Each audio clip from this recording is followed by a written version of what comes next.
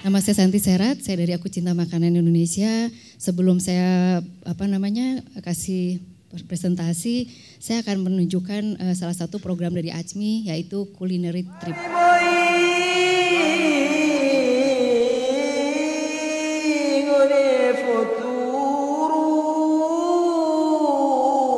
Indah alam negeriku,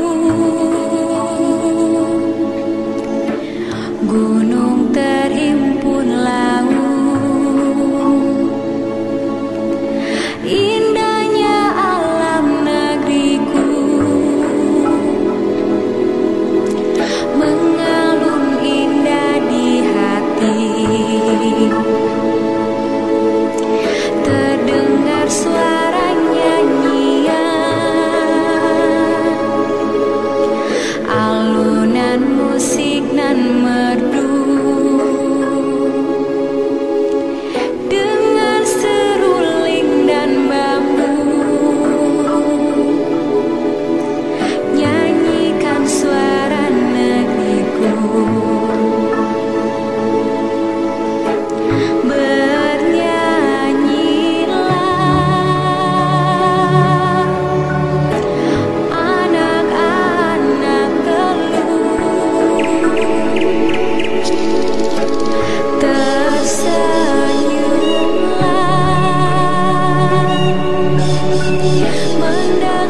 burung bernyanyi bersama mentari, menyambut indahnya negeriku. Selalu di hati, mari moi mone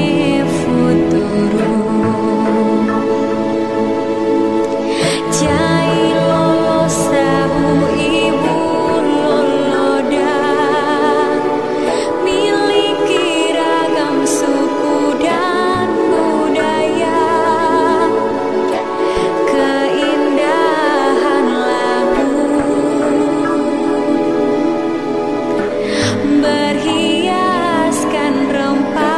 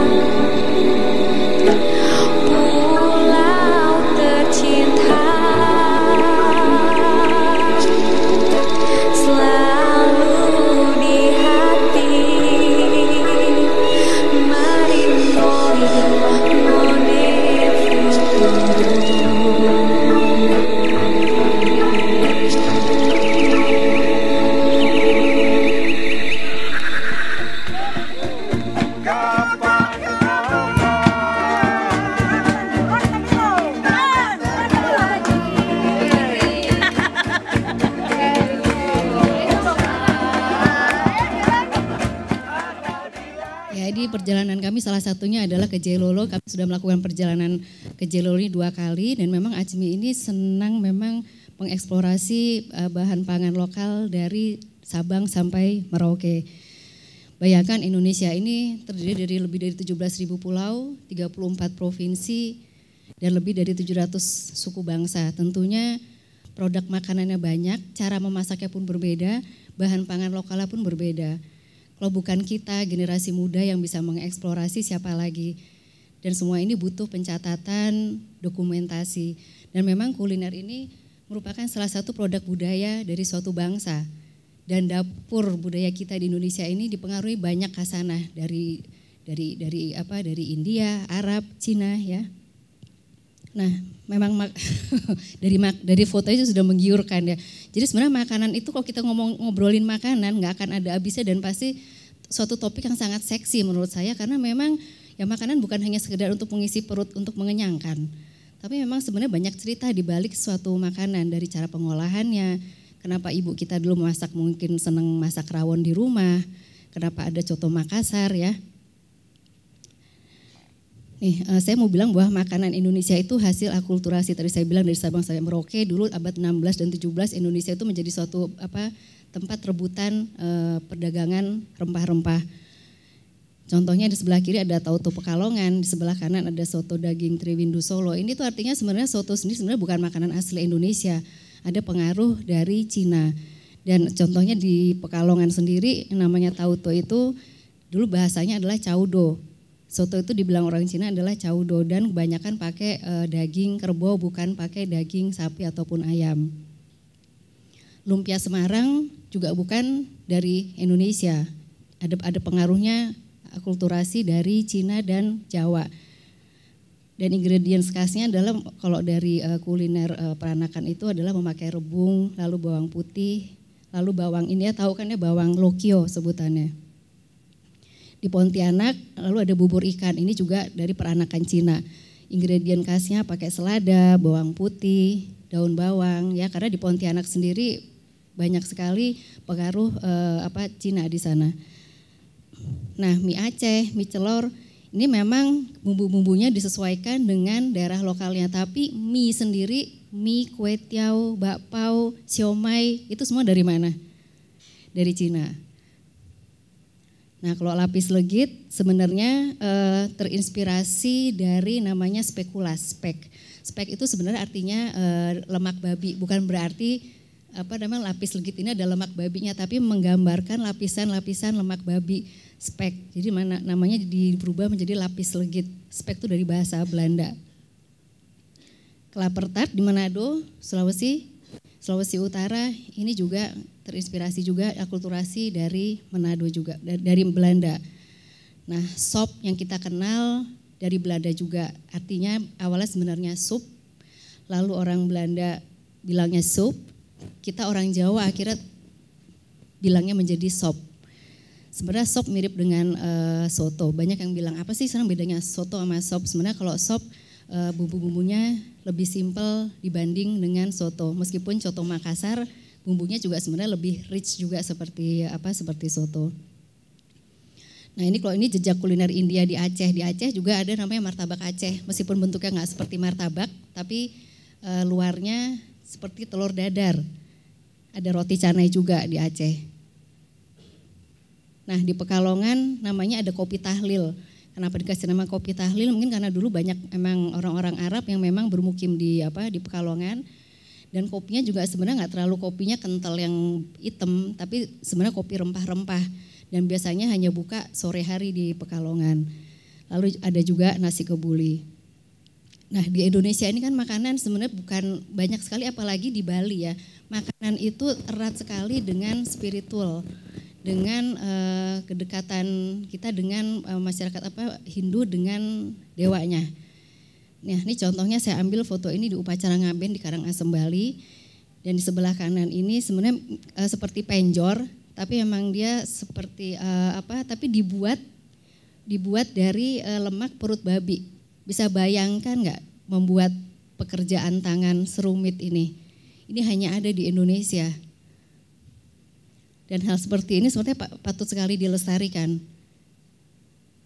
Dan selalu ada unsur beras, lalu binatang seperti ayam, babi, dan babi itu adalah suatu binatang yang paling harus dipakai untuk untuk sajen. Nah, udah pernah makan lawar? Ada yang pernah makan lawar? Jadi lawar itu sebenarnya seperti urap tapi versi Bali, tapi pakai campuran daging dan sayur dan kelapa parut dan memakai basa genap. Yang di sebelah kiri ini, lawar ini sebenarnya dari darah babi, tapi mungkin kalau sekarang sudah banyak pakai darah ayam. Jadi dia juga pakai daging juga, pakai jeroan, dan ternyata di Bali itu ada beraneka ragam lawar. Yang saya tulis di sini ada lawar kuning, lawar hitam, lawar campuran, lawar putih, dan lawar-lawar ini sebenarnya merepresentasikan dewa-dewa mereka. Ada yang merah, putih, hijau. Nah, makanya kalau kalian ke Bali coba deh eksplorasi lagi makanan lokalnya apa gitu. Sebenarnya Indonesia itu, saya pengen sekali Indonesia itu dikenal dengan kekayaan kulinernya, dan kekayaan kuliner Indonesia itu sangat banyak. Ini juga sate. Sate di Bali ini sebagai simbol senjata para dewa. Dan jenis-jenis sate ini Di Bali biasanya sebelum Galungan atau Kuningan dibuat. Tapi memang kebanyakan kembali lagi karena memang di sana di Bali mereka kebanyakan dari babi, lalu dari hati, juga dari jeroan-jeroan. Ini kan sebenarnya sangat menarik sekali buat diceritakan. Kalau ada turis datang kita bisa cerita. Seperti yang tadi saya cerita saya ke Jailolo, ke Halmahera Barat, itu kan sebenarnya bisa menjadi bisa dibilang food tourism. Jadi kita bisa bercerita bahwa Indonesia tuh yang dikenal adalah ya ini kulinernya loh selain budayanya, dan kuliner Indonesia itu yang sebenarnya buat saya paling mudah dijual untuk memperkenalkan Indonesia. Nah kalau di Bali juga makanan harus hadir sebagai persembahan sebelum dinikmati manusia, karena orang Bali itu percaya bahwa yang harus diberi adalah dari di dapur sebelum dimasak, sebelum diserahkan kepada manusia yang makan, harus dibuatkan untuk para dewa, yaitu harus diletakkan di dapur, harus diletakkan di sumber air, lalu harus diletakkan juga di tanah. Ini pengalaman saya di Kutai Barat, ada acara makanan sebagai bagian dari ritual gugu tahun dan pemberian makan kepada para arwah. Jadi arwah yang udah meninggal seperti dibangunkan lalu diberi makan. Ini patung yang benar-benar sangat mirip sekali, dibuat seperti yang sudah meninggal, lalu diberi makan, ada beras, ada ayam, tapi yang paling saya lihat kemarin itu selalu ada beras, jadi memang sebagai sumber sumber kehidupan. Dan lagi-lagi yang hewan yang dikorbankan itu adalah babi, jadi memang kerbau, babi itu dipandang sebagai hewan yang paling tinggi atau paling sama derajatnya dengan manusia. Nah di sini juga ikan tidak menjadi bagian dari hewan persembahan, dan mereka beranggapan hewan darat yang tadi saya bilang merupakan saudara tua dari manusia. Di Toraja ada upacara lain lagi, yaitu upacara Rambu Solok. Ada yang pernah ke Toraja? Dan di Toraja ini memang jika ingin memakamkan saudara atau para bangsawan ini membutuhkan ratusan kerbau.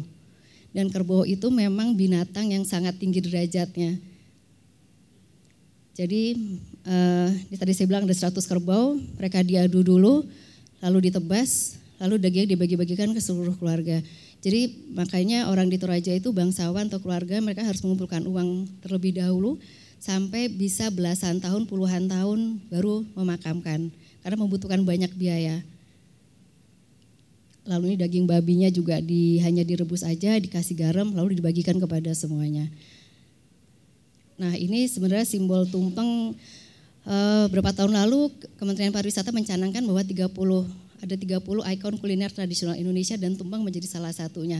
Sebenarnya tumpeng bukan milik orang Jawa aja, tapi tumpeng itu milik semuanya. Hanya memang wujudnya memang selalu kerucut, itu melambangkan manusia dengan Tuhan yang di atas. Dan di Yogyakarta sendiri masih ada beberapa memang tumpeng yang masih tradisional dengan tumpeng biru. Tumpeng biru ini artinya tumpeng kalau pemegang hajat ini dia bikin tumpeng itu artinya dia ingin meminta maaf kepada orang lain. Tumpeng yang satu lagi ini namanya tumpeng duplak untuk untuk rasa bersyukur. Lalu tumpeng punar dengan warna kuning ini melambangkan keemasan, artinya dia ingin supaya hajatnya diterima. Tapi kalau sekarang ini dalam versi modern tumpeng ya kita lihat ya seperti ini ya, kalau kita di sajian, dan sekarang di pesawat terbang pun di restoran-restoran kita mulai sering lihat makanan disajikan dalam bentuk tumpeng. Nah ini saya bilang makanan sebagai ekspresi survival. Ini saya waktu itu nyoba sendiri di Doha, namanya rendang onta. Rendang sendiri ini kan memang punya arti, tahu nggak arti rendang sebenarnya apa? Dari kata randang, memasak.